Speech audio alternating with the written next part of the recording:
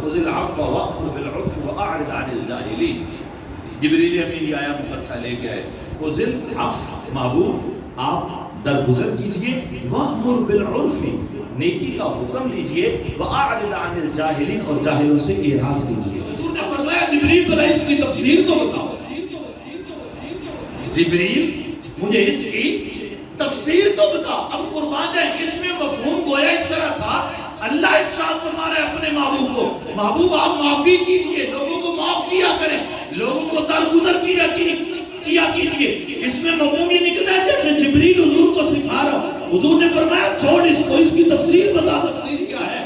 اور جبریل امین اس کی تفسیر کیا بتاتے ہیں سنیں. جبریل کہتا ہے یا رسول اللہ خذ العفو وأمر بالعرف وأعرض عن الجاہلین. یہ تو اللہ کا پیغام ہے، یہ اللہ آپ کو سکھاتا ہے. محبوب اگر میں اس کی تفسیر کروں تو یا رسول اللہ اوتیت بمکارم الاخلاق، آپ تو اخلاق عالیہ پر فائز ہیں. محبوب آپ تو پورے اخلاق کو جامع کرنے والے، آپ کو اخلاق عالیہ کو مکمل کرنے والے.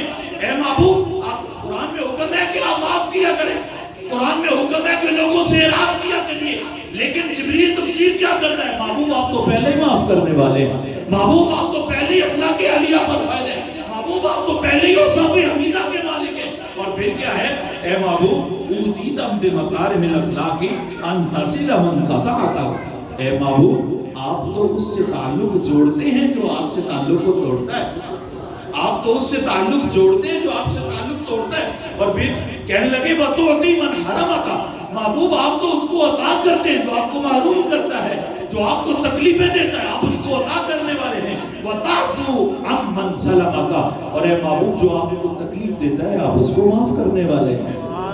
یہ ہے میرے محبوب کے اوصاف حمیدہ جو تعریف جبریل امین نے کی.